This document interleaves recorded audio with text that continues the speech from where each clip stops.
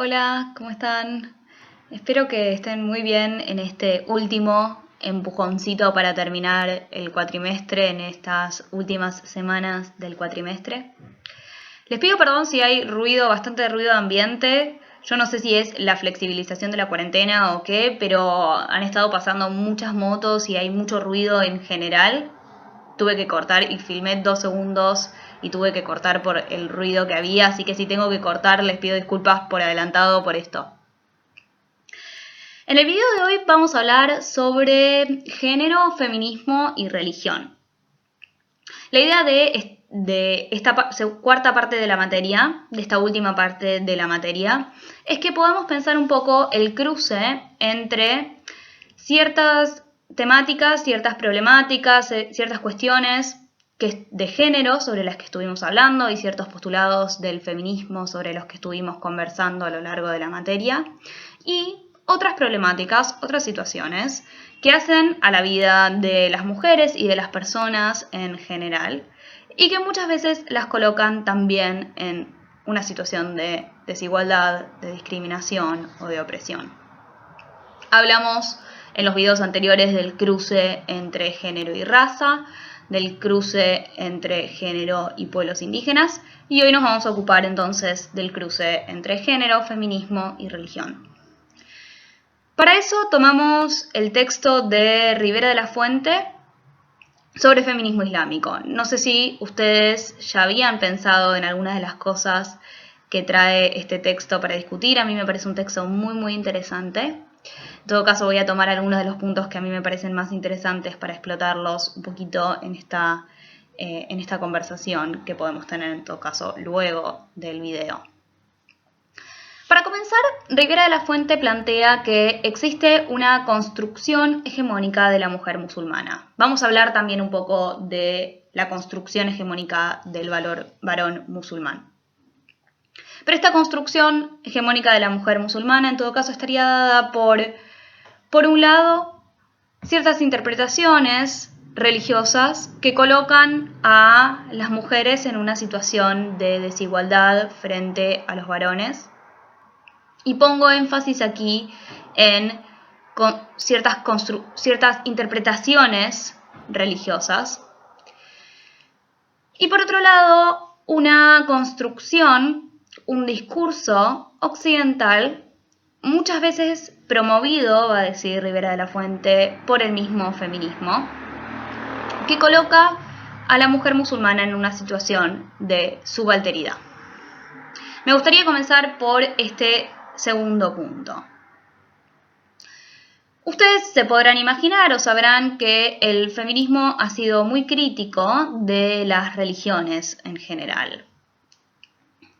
Ha mostrado que el androcentrismo de las religiones y cómo muchas prácticas religiosas han puesto a las mujeres en situaciones de discriminación y violencia.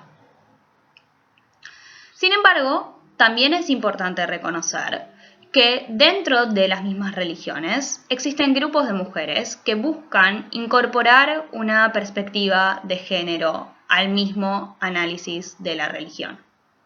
Este es el caso del feminismo islámico, ¿no? Y de esta forma, estos grupos se alejan de la idea sostenida de que las religiones y los ideales feministas son incompatibles, o que el feminismo es incompatible con las religiones. Rivera de la Fuente nos va a decir que si nosotros entendemos que el feminismo y los ideales feministas son incompatibles con las religiones, entonces esto nos lleva a sostener que para que las mujeres puedan lograr su emancipación, su liberación, deberán abandonar su fe. Sostener esto solo encaja en el mundo occidental, ¿sí? O esto solo es posible de pensar en un contexto occidental. Si nosotros nos alejamos de ese mundo occidental, no será posible entender que para que las mujeres logren su emancipación, entonces ellas deben abandonar su fe, abandonar su religión. Es necesario buscar una forma de compatibilizar el feminismo y la religión. Y esto, por supuesto, es posible y nos lo muestra el feminismo islámico, según lo que nos cuenta Rivera de la Fuente. En el texto también se habla un poco sobre la universalización de los valores, o en todo caso aquí de la universalización del feminismo o de la universalización de la mujer como objeto del feminismo. Y quizás lo pudieron conectar un poco con algunas discusiones que tuvimos antes sobre objetivismo, relativismo, etc. A mí algo que me gustaría remarcar y que está bien presente en todo el texto es que el feminismo islámico, las feministas, no desconocen, por supuesto, las situaciones de discriminación contra las mujeres de su contexto. De la misma forma que el feminismo occidental tampoco desconoce las situaciones de opresión en su contexto, ¿sí? Parte, de hecho, de estas discriminaciones y estas opresiones. Pero también muestra el feminismo islámico cómo esta construcción hegemónica de la mujer musulmana carga de estereotipos, la carga de estereotipos. La mujer musulmana está particularmente afectada por los estereotipos, en donde combinamos los estereotipos de género con los estereotipos relacionados con la religión. Estos estereotipos se reproducen, por supuesto, en los medios de comunicación y en la cultura en general, ¿no? No sé si estas partes del texto les llamaron la atención o les hicieron reflexionar sobre lo que vemos, lo que decimos, lo que nos transmiten los medios, en donde muchas veces se coloca a la misma religión como una religión violenta y a las mujeres como mujeres sometidas, ¿sí? Y en todo caso, a estas mujeres, o la contracara, diría, de estas mujeres a quienes se las coloca como, o se las ve como mujeres oprimidas, los varones opresores, los varones violentos, etc. El texto no se detiene mucho, pero a mí me gustaría detenerme un poco en esto, en el tema del velo, que me parece muy gráfico, y luego vamos a ver un video sobre esto. Creo que no se detiene mucho el texto, simplemente lo menciona como un ejemplo, en donde la discusión en torno al velo, va a decir Rivera de la Fuente, es loco como, o es interesante como en esa discusión no se tiene en cuenta la misma voz o las mismas vivencias de las mujeres musulmanas, que son en todo caso las afectadas por cualquier resolución que se pueda tener en torno a este tema. Dice, ni por parte de los fundamentalistas religiosos, ni por parte de lo que ella va a llamar los libertarios occidentales, se tiene en cuenta la voz de las mujeres musulmanas. Y nosotros hace mucho venimos hablando sobre la importancia de incorporar las voces de determinadas actores, las voces de las mujeres en concreto. La incorporación de esta perspectiva, estas miradas distintas van a hacer que nuestro producto sea mejor.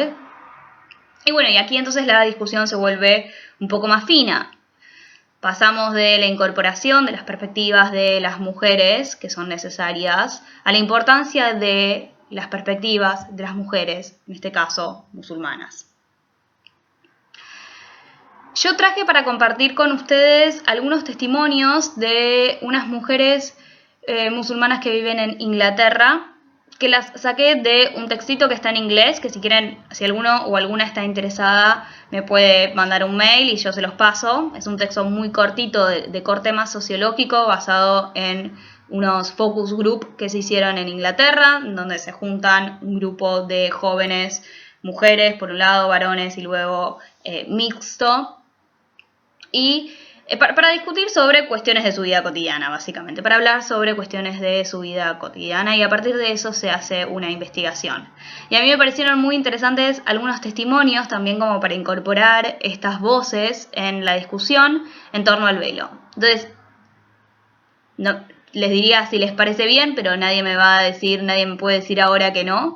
Yo les voy a leer algunos testimonios que aparecen en esta investigación, para que estos nos habiliten a pensar un poco mejor el texto de Rivera de la Fuente.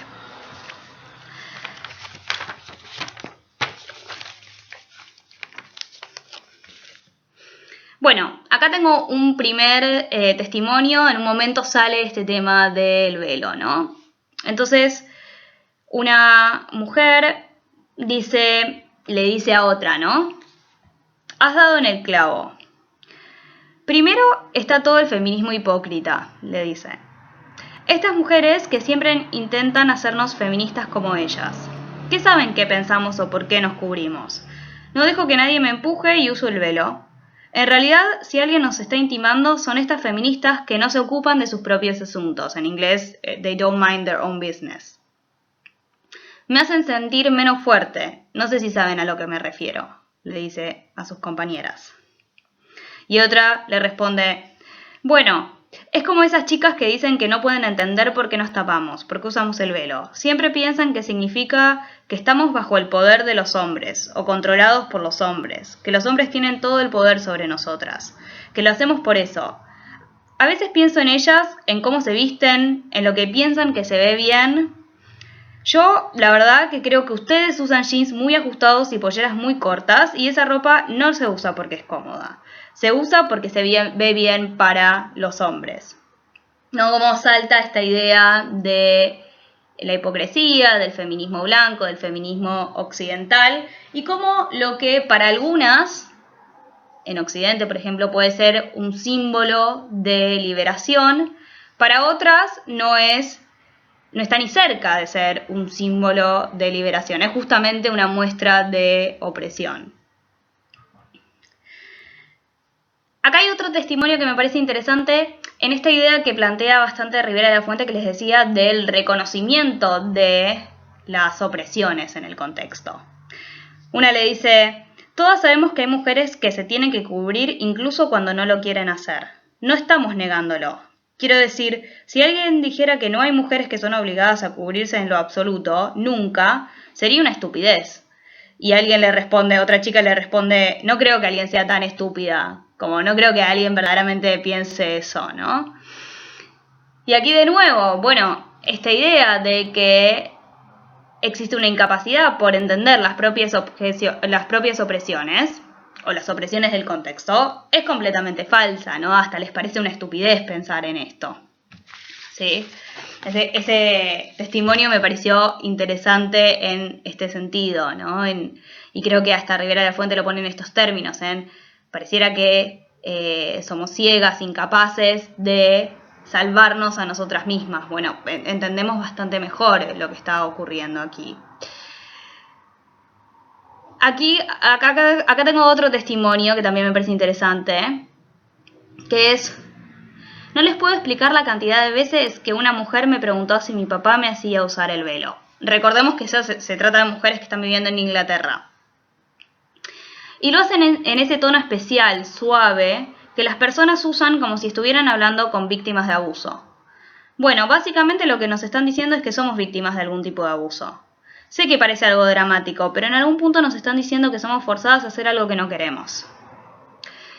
Y de nuevo, ¿cómo aparece esta idea de la construcción del Islam como una religión violenta? Y ahí sigue hablando y dice, y lo que también están haciendo, y acá es donde verdaderamente me duele, convierten a mi papá en una suerte de monstruo, ¿no? Yo les dije de pensar un poco también en los estereotipos que se construyen, en los estereotipos de género que se construyen en relación con los varones, para este tema y para el resto de los temas también. Bueno, después dice, ¿no? ¿Cómo se atreven a decir algo así de mi papá? Y para cerrar un poco este pensamiento sobre los estereotipos que se construyen para los varones, tengo aquí otro testimonio, que es de un varón, viviendo en Inglaterra también, ¿no? Y dice, yo tengo 2 hermanas y ambas usan velo.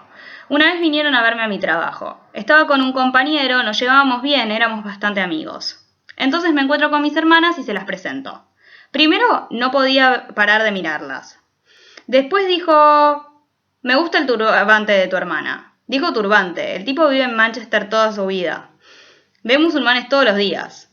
Mis hermanas empezaron a reír y como todo se volvió bastante incómodo, me dijo, ¿le haces usar eso a tus hermanas? ¿Sabes qué? Le dije, chau, y me fui. Quiero decir, ¿de dónde salió eso? ¿Insultarme a mí y a mis hermanas? No les digo a mis hermanas qué hacer y ellas no me dicen qué hacer. Además, uno no es desubicado así con nadie, pero parece que a un musulmán le puedes decir lo que sea. Estos son como algunos extractos que esta investigación, este trabajo en inglés, no es un trabajito, es un trabajo escrito en inglés, este paper, es súper interesante y tiene un montón de testimonios. Les traje algunos como para que podamos reflexionar un poco en todas estas cuestiones bastante teóricas que nos dice el texto. Les voy a dejar por ahora, porque después vamos a volver con una segunda parte del texto, unos segundos puntos de algunas cosas que a mí me parecen importantes también. Pero le paso la palabra, el video, a Carla, que es ayudante de la cátedra, que nos va a mostrar un videito de YouTube, que lo pueden ver también después, y va a seguir hablando un poco sobre esta cuestión del velo, y nos vemos en unos minutitos.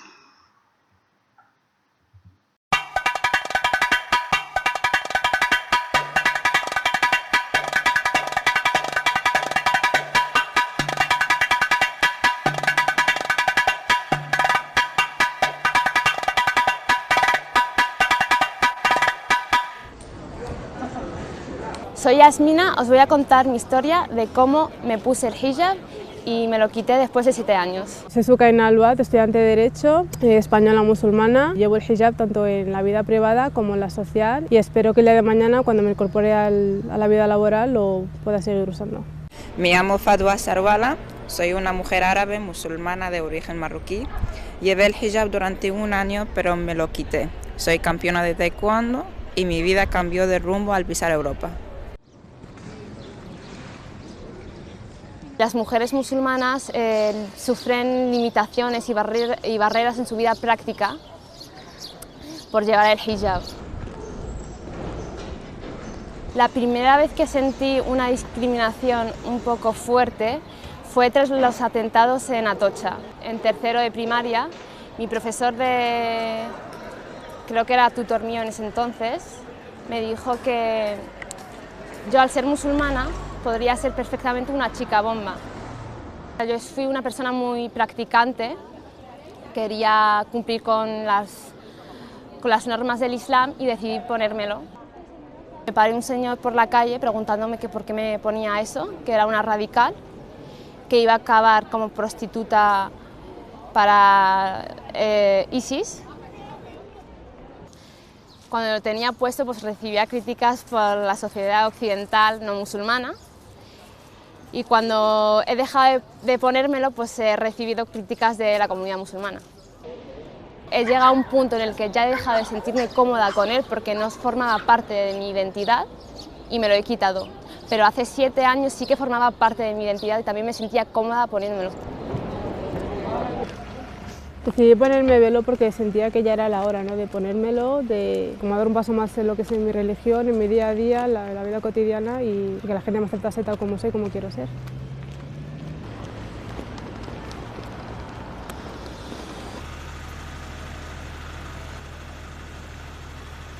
Mis compañeros me dijeron que, ala, qué rara te ves, que haces así y tal, pero ningún comentario racista, ni islamofobia, ni nada.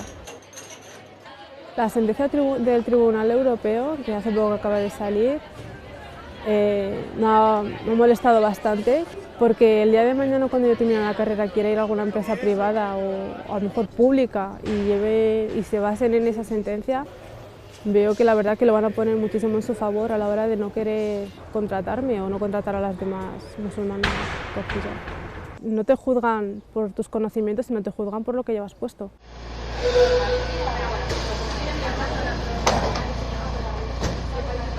En el transporte público tengo la sensación de que como me miran bastante, pero gente más que otra, por ejemplo, sí que noto que la gente mayor mira más que la gente joven. Los atentados que han habido últimamente aquí en Europa no me han afectado como musulmana que soy, porque sé que eso no tiene nada que ver, como dicen algunos medios de comunicación o artículos o gente, tanto en redes sociales. pero sí me afecta como persona que soy, porque a lo mejor sí que voy en el tren o voy a algún sitio y digo, ¿y si pasa aquí?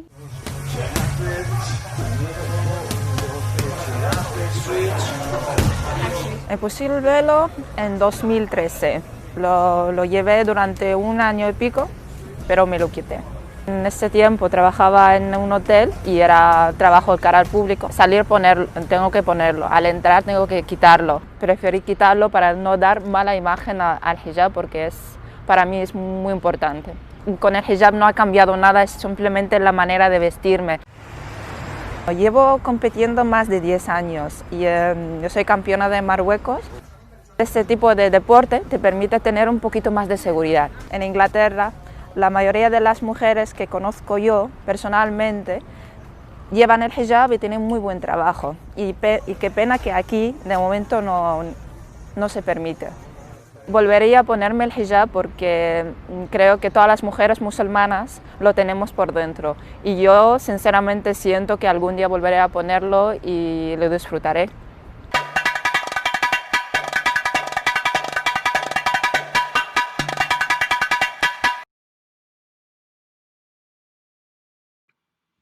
Hola, yo soy Carla Paoletti, soy ayudante de la materia y voy a estar hablándoles del video que acabamos de ver. Es un video producido por El País, que es un medio de comunicación español, en el que se entrevista a 3 chicas musulmanas que viven en España y que nos cuentan su experiencia utilizando el hijab, que es el velo islámico del que venimos hablando. El video arranca con una pregunta muy interesante en la que nos dice, ¿velo islámico, opción o condición? Bueno, esta pregunta nace justamente a raíz de que existen en Europa y en Occidente en general ciertos prejuicios respecto de el uso del hijab o respecto de las mujeres musulmanas que nos hacen pensar que quizás todas las mujeres musulmanas que utilizan el hijab lo hacen por una imposición que puede ser religiosa o una imposición que pueden hacer por parte de un hombre. Generalmente se suele pensar que son obligadas por sus maridos o por sus padres o por sus hermanos, como habíamos dicho antes. Pero bueno, sin embargo, en el video lo que nos dicen las chicas es que ellas utilizan o no utilizan el velo según sus propias convicciones o sus propias creencias religiosas, es decir, que representa para ellas una decisión personal que depende de su fe. Esto lo podemos relacionar con el texto que venimos trabajando, que es el texto de Riera de la Fuente, en el cual la autora nos dice que existen estereotipos respecto de la mujer musulmana que dicen que la mujer musulmana es una mujer sumisa o sometida a los hombres, incapaz de definirse o de expresarse en el contexto de opresión en el que vive y mucho más imposible que sea feminista. Sin embargo, la autora nos explica cómo existen dentro del feminismo y dentro de la religión islámica grupos de mujeres que hacen una relectura de los textos más importantes de la religión islámica, como puede ser por ejemplo el Corán, y los hacen en clave feminista y nos dicen que no existen motivos intrínsecos para pensar que la religión islámica es necesariamente una religión misógina o una religión que oprime a las mujeres. Esto entonces también nos puede hacer pensar que puede haber mujeres dentro de la religión islámica o como las chicas del video, que son mujeres musulmanas que vienen en Occidente, que pueden tomar sus propias decisiones y que el uso del hijab pasa por una decisión personal de ellas y no por nadie que las esté obligando. En otro momento también del texto, Riera de la Fuente nos habla de que ser feminista y ser islámica es un oxímoron, que quiere decir una contradicción, digamos. Bueno, esta idea, como habíamos dicho antes, también es una idea falsa, hay que romper con estas ideas porque hay muchas mujeres que se definen desde su propio contexto y que para ello no necesitan abandonar su fe. Otro momento que también me parece que es bastante interesante, relacionado con lo que decía la profesora antes, es el momento en el cual una de las chicas, la primera que es entrevistada, que creo que es Shaila, nos dice que ella, usando o no usando el hijab, siempre recibía críticas, ya sea de un lado o del otro. Quiere decir, por ejemplo, nos dice que cuando usa el velo, ella recibía críticas por parte de la sociedad occidental donde ella vive, porque vive en España. En cambio, cuando se quitaba el velo, recibía críticas por parte de su comunidad islámica. Estas son justamente las presiones que alimentan el estereotipo del que venimos hablando y que hacen que se piense este tipo de cosas, ¿no? Bueno, también otra de las chicas en el video nos dice que siente que tiene desventaja a la hora de asistir a una reunión de trabajo para que la contraten por el hecho de usar el hijab, cómo existen prejuicios al respecto de su religión y de cómo pueden ser las mujeres dentro de esa religión. Lo importante, creo que es lo que nos dice la autora en el texto, es que considerar que las mujeres pueden definirse dentro de sus propias realidades y pueden ser feministas incluso sin responder al típico otro estereotipo, por ejemplo, al típico modelo de la mujer libre y empoderada, occidental y blanca. Es decir, que puede haber también otros feminismos en otras realidades y que pueden ser igual de libres o de empoderados y que, bueno, justamente se construyen con sus propias problemáticas y con sus propias luchas dentro de sus contextos. Bueno, volvimos después de esta explicación de Carla y este video que nos trae complementario. Vamos a hablar un poco sobre este segundo punto del texto que a mí me parecía importante. Yo les dije que esta construcción hegemónica de la mujer musulmana estaba en parte dada por un discurso occidental, a veces promovido por el feminismo, y nos detuvimos un poco en eso. Y les dije también que está dada, según Rivera de la Fuente, por una interpretación religiosa que coloca a las mujeres en una situación de desigualdad en relación con los varones. Y puse énfasis en una interpretación. ¿Y por qué esto? Bueno, porque lo que va a plantear el feminismo islámico es que es necesario hacer una relectura o una lectura distinta, una interpretación distinta de los textos religiosos, del Corán en este caso. El mismo texto religioso puede ser interpretado o debe ser interpretado, debe ser leído desde una perspectiva de género, desde una perspectiva feminista. Aquí plantea la pregunta: ¿es el Corán un texto misógino o es el Corán un texto para la emancipación de las mujeres? Y va a responder: el Corán es un texto para la emancipación de las mujeres. El texto se detiene bastante en por qué es que ciertas lecturas o cierta interpretación de los textos religiosos adquieren valor de verdad, ¿no? O se convierten en la interpretación hegemónica. No me interesa mucho que se detengan en este punto, en por qué es que estas interpretaciones han logrado la hegemonía. Tampoco me interesa que se detengan mucho en por qué es que desde el feminismo islámico Rivera de la Fuente sostiene que el Corán es un libro para la emancipación femenina o la emancipación de las mujeres. Me gustaría que tomen esta parte para pensar en algunas cuestiones sobre las que también nosotros hemos conversado en relación con el derecho, ¿no?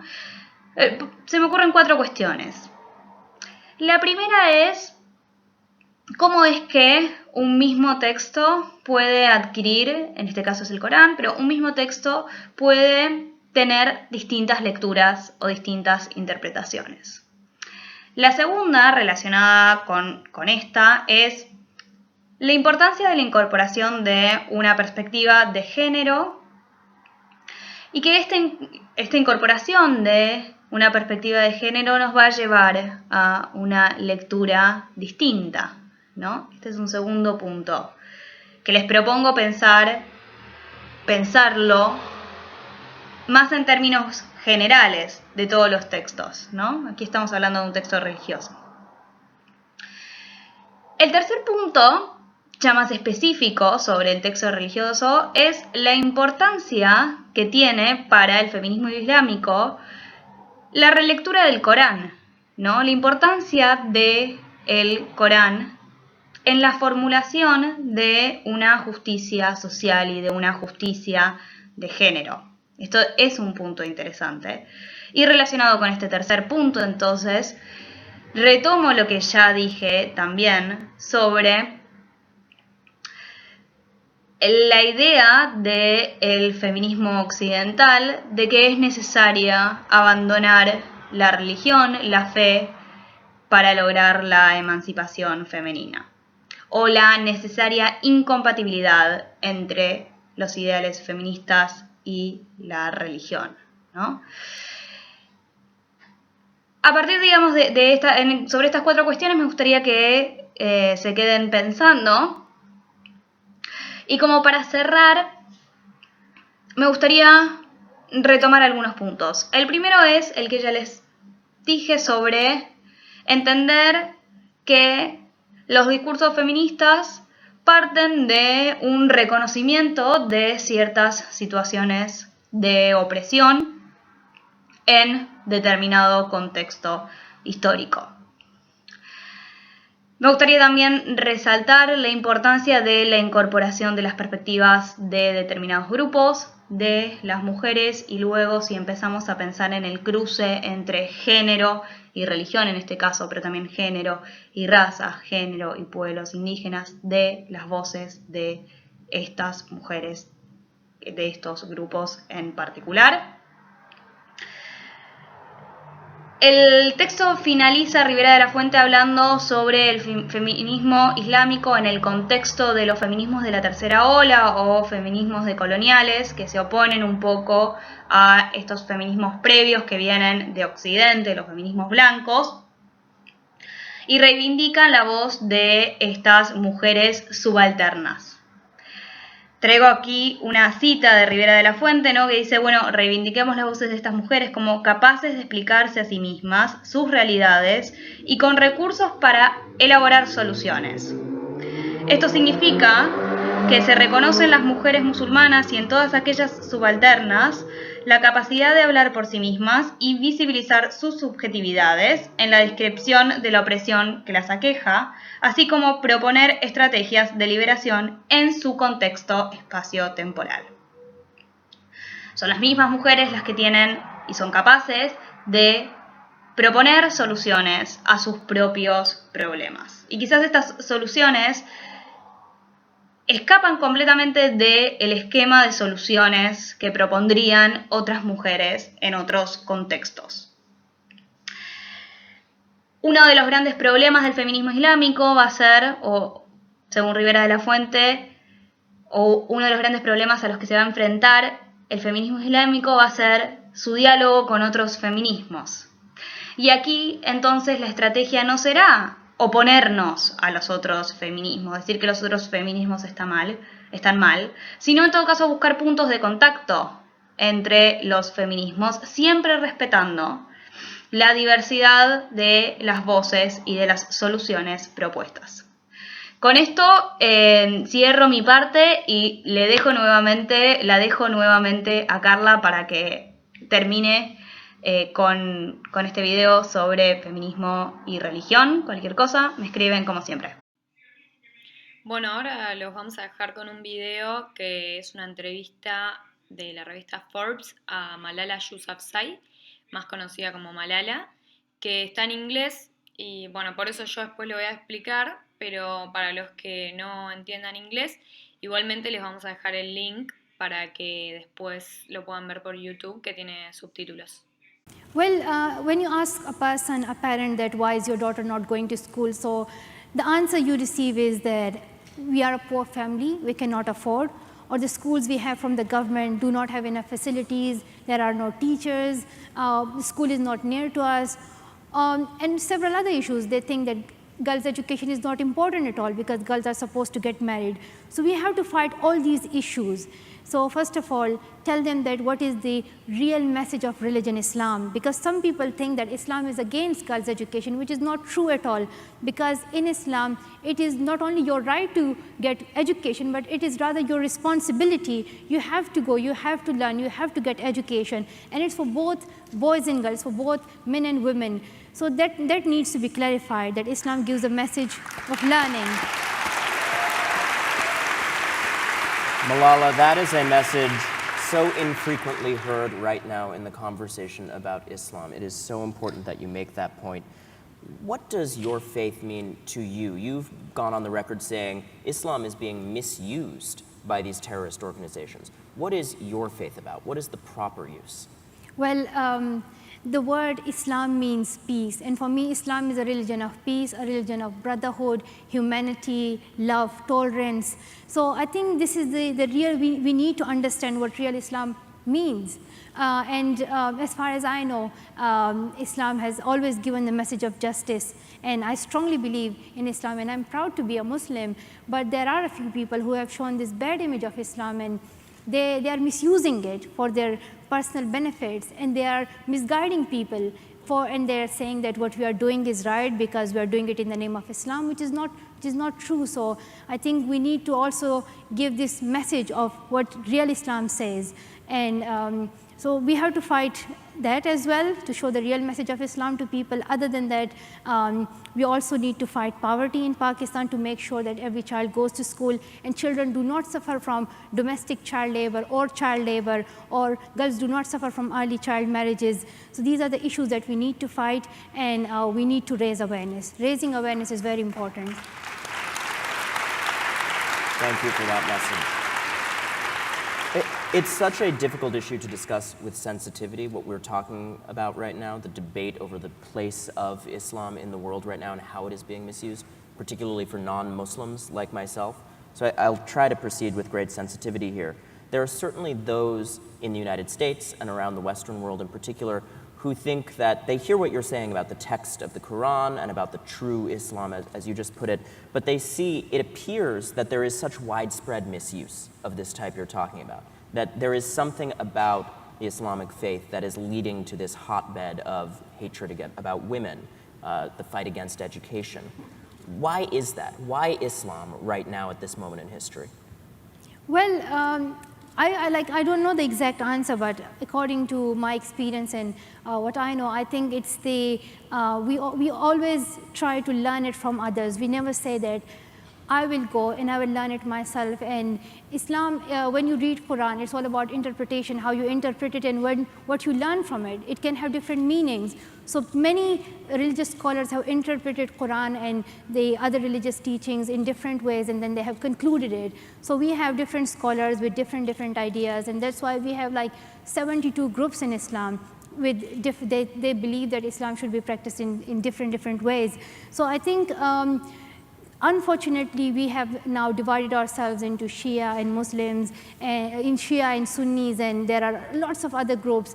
So I think we should all remember that we are still Muslims, and we have this one faith, and our Islam teaches us that be together, be united, be tolerant, and tolerance is an important part of religion Islam, and patience is an important part of Islam. So I think learning the real meaning of Islam is very important for this to understand.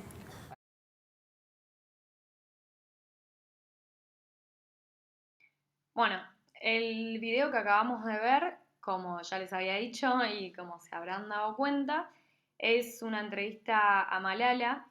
Malala, para quienes no la conozcan, les cuento un poco brevemente. Es una chica de 23 años que nació en Pakistán, es de religión musulmana, y a lo largo de toda su vida fue activista por los derechos de las mujeres y en particular por el derecho a la educación. Escribió, en su momento ella creció en el Valle del Río Swat, escribió un blog para la BBC, que es el medio de comunicación británico, y con esto se hizo bastante conocida. Ella empezó a denunciar ciertos abusos que sucedían en su comunidad, abusos por parte de los talibanes, como por ejemplo que les prohibían a las mujeres asistir al colegio, o sea, les prohibían el derecho a la educación. Y bueno, como ella justamente se pronunció en contra de todo esto, en un momento fue víctima de un ataque, le dispararon 3 tiros y uno de ellos le rozó la cabeza, por lo que bueno, estuvo en un estado de salud bastante crítico y la trasladaron a Birmingham, en Inglaterra, para que se curara y bueno, se recuperó afortunadamente. Y luego de todo esto ganó el Premio Nobel de la Paz a los 17 años, convirtiéndose en la persona más joven en recibir este premio en toda la historia. Después de esto, igualmente, obviamente siguió su activismo. Hoy en día tiene una fundación para garantizar el derecho a la educación de mucha gente que no tiene acceso. Bueno, en el video nos habla de bastantes conceptos interesantes. Nos habla, por ejemplo, al inicio del concepto de The Real Message of Islam, que vendría a ser el verdadero mensaje del Islam, el que ella considera el verdadero mensaje del Islam. Nos dice que ella está orgullosa de pertenecer a la religión que pertenece y nos dice que si bien muchas veces se piensa lo contrario, el Islam tiene un mensaje de paz, tiene un mensaje de justicia, un mensaje de tolerancia, un mensaje de igualdad. Y respecto a esto nos explica que hay distintos motivos o distintas causales que impiden que ciertos niños y niñas no puedan acceder a la educación en la comunidad donde ella viene, pero también en muchos otros lugares, pero que en realidad estos no están ligados específicamente con la religión musulmana en sí. Es decir, ella nos explica, no es que la religión islámica nos dice, bueno, las mujeres no pueden estudiar. No, justamente nos dice que el Islam es una religión que incita a las mujeres a estudiar y les dice que es una responsabilidad. Esto lo podemos relacionar con el texto que estamos trabajando, el texto de Rivera de la Fuente. La autora nos dice justamente que si uno va a las bases, va a la fuente y lee el Corán en sí o otros textos doctrinarios religiosos, no existen fragmentos en donde se diga que existe una división o que existe una desigualdad entre hombre y mujer. No es que se dice, bueno, el hombre puede hacer esto, la mujer no puede hacer aquello. No, el mensaje es un mensaje de igualdad. En todo caso, lo que puede haber sucedido es que con el desarrollo de la religión se ha llevado a que existan ciertas situaciones donde se ven desigualdades. Es de esto lo que nos habla Malala cuando nos dice The Real Message. Después nos habla de otro concepto, que es el concepto del misuse, que vendría a ser el mal uso o el no uso, digamos, que se hace de la religión. Nos dice que existen ciertos grupos más radicalizados, como ya conocemos, que realizan ciertos eventos como pueden ser terroristas, y ella nos dice que en realidad eso no está ligado con el que ella considera el buen uso de la religión islámica. Esto también lo podemos conectar con el texto de Rivera de la Fuente, cuando ella nos dice que todo depende de la interpretación que uno hace de cierto texto o de cierta realidad, y que no existe una única verdad respecto de algo, sino que existen tantas verdades como interpretaciones o modos de abordar una situación. Esto yo creo que es importante para nosotros como estudiantes de Derecho, porque la interpretación es una herramienta que nos acompaña cada vez que nosotros queremos abordar un texto. Es decir, hay, como dice la famosa frase, que todo depende del cristal con el que se lo mire. Todo depende de la interpretación que uno aplique a la hora de abordar un texto o una lectura, y a nosotros nos puede servir para cuando leemos sentencias o cuando leemos algún texto de doctrina, cualquier texto escrito, digamos.